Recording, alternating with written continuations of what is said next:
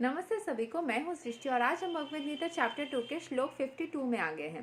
रोज की तरह पहले हम संस्कृत में श्लोक को पढ़ेंगे, उसकी इंग्लिश ट्रांसलेशन को देखेंगे और मीनिंग को समझेंगे।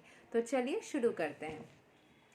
यदा ते मोहा कलिलं बुद्धिर्व्यतितरिष्यति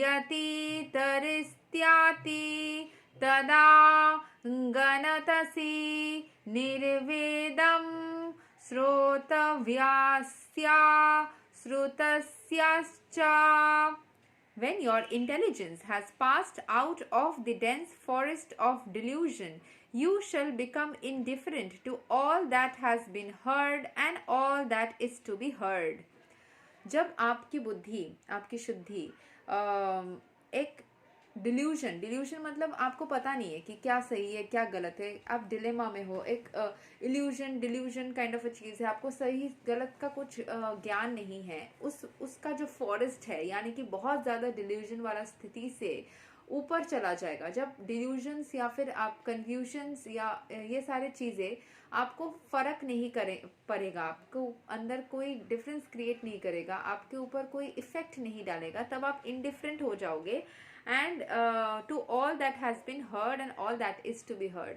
आप जो भी चीज़ें सुने हो या जो भी चीज़ें सुनने वाले हो उसका कोई इफेक्ट नहीं रहेगा कि मैंने या फिर जो भी घटनाएं घटने वाली है आपकी ज़िंदगी में उसका कोई टेंशन नहीं रहेगा आपके अंदर। जब भी आप इन सब चीज़ों के ऊपर ऊर्ध्व में चले जाओगे ना कि कन्फ्यूजन्स है कि क्या होगा नहीं होगा पता नहीं, ये सब चीज़ें आपको जब इफेक्ट नहीं करेंगे, आपका दिमाग जब इसके ऊर्ध्व चले जाएगा, कब चला जाएगा जब आपको पता ही है सब कुछ ईश्वर के हाथ तो है, मैं एक स्पिरिचुअल इंसान तो हूँ, खुद को ईश्वर के ऊपर समर्पित कर चुकी हूँ, तो मेरे साथ सब कुछ अच्छा ही होना है, ईश्वर की मैं प्यारी सी बच्चा हूँ, मुझे ईश्वर प्रोटेक्ट करते रहते हैं, हमेशा ही प्रोटेक्ट करते रह चुके हैं, तो आगे भी करते रहेंगे। हर एक सिचुएशन जो मेरी ज़िंदगी में आ रही है वो कहीं ना कहीं कोई ना कोई कर्म से रिलेटेड है, जो कि मेरी ही बेहतरी के लिए आ रहे हैं, मेरे ही अंदर बेहतरीन चेंजेस लाने के लिए हो रहे हैं, मेरे ही ग्रोथ के लिए हो रहे हैं।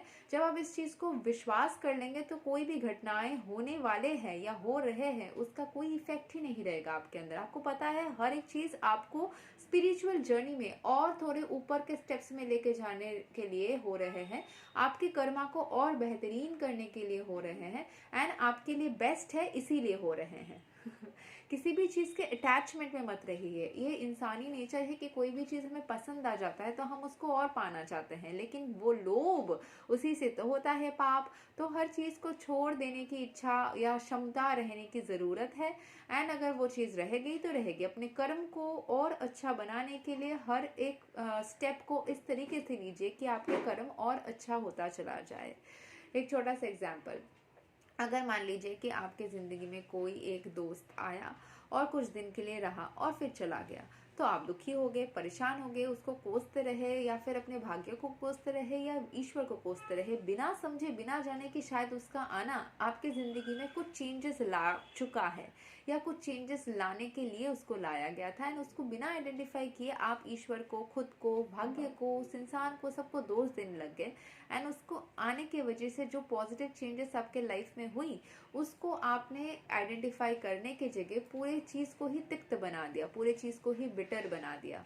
अगर थोड़ा ध्यान से सोचेंगे एंड थोड़ा सा खुद को ईश्वर के प्रति समर्पित करके थोड़ा सा फोकस लाएंगे तो आपको समझ में आएगा कि हर एक सिचुएशन सिर्फ और सिर्फ हमारे अच्छे के लिए ही होते हैं एंड अगर कोई चीज़ हमें अच्छा नहीं लग रहा है कि वो इसीलिए क्योंकि हमें उस टाइम पे समझ में नहीं आ रहा है या फिर हो सकता है कि हमारे किसी कर्म की वजह से हमें स्ट्रिक्ट तरीके से उसका फल प्राप्त हो रहा है एंड वो स्ट्रिक्टनेस हम उस टाइम पे हजम नहीं कर पा रहे, लेकिन वो चीज़ भी हमारे लिए कोई ना कोई तरीके से अच्छा है, हमारे किसी बुरे कर्म को निपटा के जा रहा है एंड कुछ अच्छा सीख दे के जा रहा है। वो अच्छा सीख लेने के लिए आपको वो सिचुएशन को ब्लेस करना होगा, उस सिचुएशन में से अच्छाई को ढूंढना होगा, उस सिचुएशन को अच्छे नज़र से देखना होगा, तो आपको हर एक चीज़ की अच्छी पॉइंट्स मिल जाएगी एंड हर एक सिचुएशन से आप कुछ ना कुछ अच्छा सीख के ही आगे बढ़ पाओगे।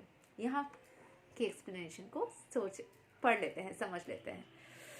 There are many good examples in the lives of great devotees of the Lord, of those who became indifferent to the rituals of Vedas simply by devotional service to the lord. सिर्फ ईश्वर की भावना में, उनको सर्व करने से ही उनके अंदर बहुत सारे चेंजेस आए। उन्होंने वेदास के रिचुअल्स के प्रति इंडिफरेंट हो गए। जो मैंने पहले भी बोला था ना, रिचुअल्स इंपॉर्टेंट नहीं है, तरीके आप अपने अपने रख सकते हो। ईश्वर को सर्व करने के लिए उनको फूल, माला, मिष्ठान, प्रसाद, जल चढ़ाना ज़रूरी नहीं है। उनको सर्व करने के लिए आत्माओं से कनेक्ट करिए। आत्माओं से in the sense different souls, different energies, different लोग, एनिमल्स, प्लांट्स, सब से कनेक्ट कीजिए, सबकी टेक केयर कीजिए, क्योंकि सब में ही वास करते हैं ईश्वर। ऐसे एक कहावत है बंगाली में, जीवे प्रेम करे जेई जन সেই জন সে বিছে ईश्वर। इसका मीनिंग है कि जो भी जीव को प्रेम कर चुका है वो ही ईश्वर को सर्व कर चुका है। When a person factually understands Krishna and his relationship with Krishna, he naturally becomes completely indifferent to the rituals of fruitive activities, even though an experienced Brahmana. Sri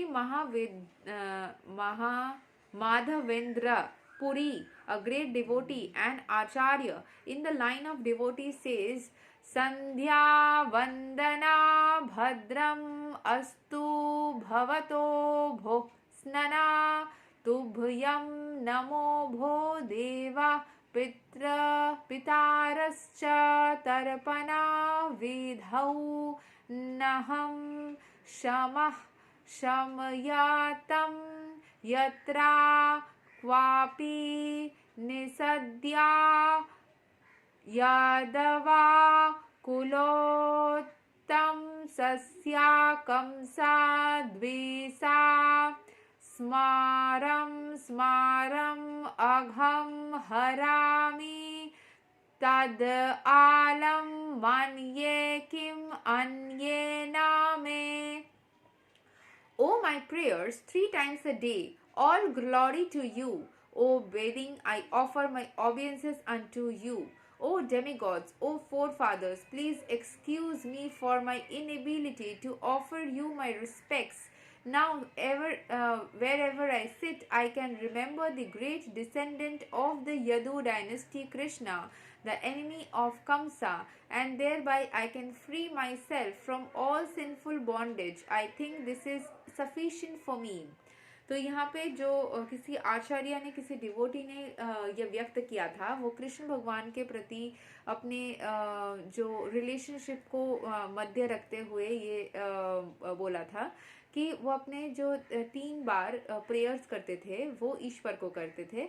अपने सारे जो फोरफादर्स, पूर्वज थे, या फिर जो भी डेमीगॉड्स है, अलग अलग भगवान के रूप हैं, उन सब से क्षमा मांगते हुए बोल रहे कि आपको शायद मैं उतना टाइम नहीं दे पा रहा हूँ, उसके लिए मुझे क्षमा मांगना है।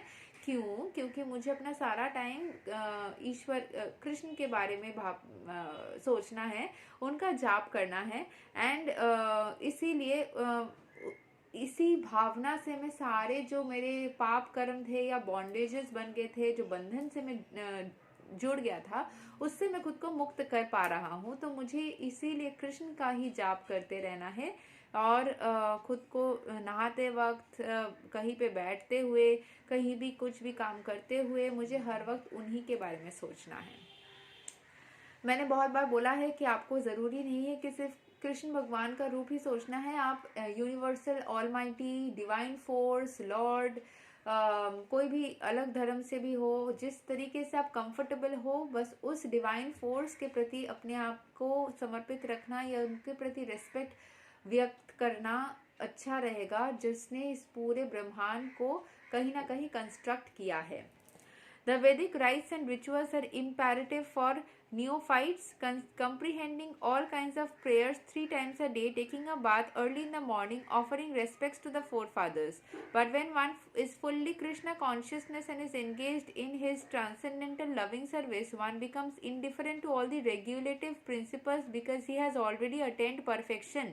If one can reach the platform of understanding by service to the Supreme Lord Krishna, he has no longer to execute different types of penances and sacrifices as recommended in revealed scriptures. एक ही divine source के अंदर सभी सम्मिलित है, सभी उसके अंदर समा जा रहे हैं। तो अगर उन्हीं को आपने अपना पूरा जो डिवाइन डिवोशन है पूरा वो एक को अगर आपने व्यक्त कर दिया, तो जितने भी छोटे छोटे रिचुअल्स हैं ना वो सारे कवर अप हो जा रहे हैं। आपको इतने सारे रिचुअल्स करने की ज़रूरत ही नहीं पड़ेगी अगर आपने एक जगह पे अपना पूरा फोकस डाल दिया। ऑब्वियसली मैं इसको जनरलाइज करने के लिए बार बार बोलती हूँ, क्योंकि मैं नहीं चाहती कि किसी को मैं उनके अगर कोई बिलीफ सिस्टम है उससे छुड़वा के मैं कृष्ण कॉन्शियस में लाना चाहती हूँ, ऐसा मेरा मोटिव नहीं है। आप जिसमें कंफर्टेबल हो, देखिए कहीं ना कहीं कृष्ण कॉन्शियसनेस या फिर सनातन यही चीज़ को सपोर्ट करता होगा, मुझे जितना बिलीफ है कि वो कभी भी किसी को ज़बरदस्ती अपने ओर नहीं खींचेगा। कभी भी किसी को कोई भी धर्म जो होगा ना रियल में, आपको कभी भी ज़बरदस्ती कोई नए बिलीफ सिस्टम में नहीं लाएगा। आप जिसमें कंफर्टेबल हो आपको उसी चीज़ में और ज़्यादा बढ़ोतरी करने के लिए मदद करेगा।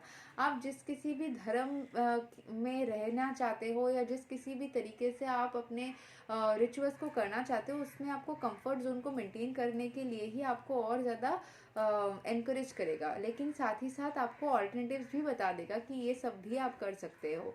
ऐसा ज़रूरी नहीं है कि आपको अचानक से अगर आप किसी पर्टिकुलर फॉर्म ऑफ गॉड के प्रति ज़्यादा कनेक्टेड महसूस करते हो तो वो छोड़ के आपको कृष्ण का नाम लेने बोला जा रहा है। This is not like that, क्योंकि उसमें भी ईश्वर मतलब कृष्ण का रूप अगर वन इन ऑल में मान लूँ, हाँ, तो उस तरीके से देखा जाए तो हर किसी में वो समाये हुए हैं। आप किसी दूसरे रूप को भी मानो तो उसके अंदर भी कृष्ण समाये हुए हैं। आप जिसमें कंफर्टेबल हो आप उसी चीज़ को करो। ऐसा नहीं है कि आपको अपना पूरा तरीका ही बदल देना है या छोड़ देना है। कभी भी कोई भी धर्म आपको आपके कंफर्ट जोन से बाहर निकाल के आपको इरिटेट नहीं करेगा, आपको बस ऑल्टरनेटिव्स बताएगा। और सच बताऊं तो मैंने कहीं ना कहीं ये कृष्ण माला पहन के कुछ डिफरेंस, आई डोंट नो कि ये साइकोलॉजिकली इफेक्ट करता है या एक्चुअल में कुछ होता है, बट मैंने देखा है चेंजेस। कुछ तो है जो कि आप डिफाइन नहीं कर सकते। कुछ डिवोशनल फोर्सेस है। मैं बचपन से ही स्पिरिचुअल हूँ, लेकिन ये कृष्ण का नाम लेना या फिर गीता पढ़ना मेरी लाइफ में बहुत सारे चेंजेस। इनफैक्ट मैंने कृष्ण का नाम तो कुछ ही दिन से, हो सकता है 1-2 साल से ज़्यादा करके कर रही हूँ। उसके पहले भी मैं जिन तरीके से स्पिरिचुअलिटी को फॉलो करती थी, मेरे अंदर पॉजिटिव चेंजेस हर एक चीज़ को फॉलो करते हुए आए हैं। मैं आज से अगर मतलब 20 साल पीछे चली जाओ, जब मैं छोटी सी बच्ची थी, 20 साल तो ज़्यादा हो जाएगा, उतना देर तक तो हम छोटे ही रहते हैं। अगर मैं 10-15 साल भी पीछे चली जाऊँ, मैं जैसी बच्ची थी उस टाइम के मुकाबले अभी मैं काफ़ी डिफरेंट हूँ। जब अगर आज से मैं 10 साल भी पीछे चली जाऊँ, उसके मुकाबले में मैं काफ़ी डिफरेंट हूँ। तो हर एक चीज़ जो ग्रोथ होती है, जो हर एक चीज़ में हमारी जो डेवलपमेंट होती है, वो कहीं ना कहीं स्पिरिचुअलिटी के रास्ते में रहने से आपको ड्रास्टिकली दिखेगा। एंड स्पिरिचुअलिटी में रहते हुए आपके हेल्थ कंडीशंस भी ज़्यादा अच्छे से रिकवर करते हैं, आपके डिसीजंस भी आप सही लेते हो, आप प्रोटेक्टेड रहते हो, आप अपने कर्मास को कहीं ना कहीं से आप ऐसे डायरेक्टेड हो जाते हो ना कि आप अपने कर्मास को सही करने लगते हो। मतलब it has some difference in your life. ठीक है, मैंने देखा है चेंजेस। मैंने अपने लाइफ में बहुत सारे कार्मिक साइकिल्स को मैंने देखा है कि मैं खुद सही कर पा रही हूँ, मैं खुद उस चीज़ के अंदर चेंजेस ला पा रही हूँ। So I am grateful.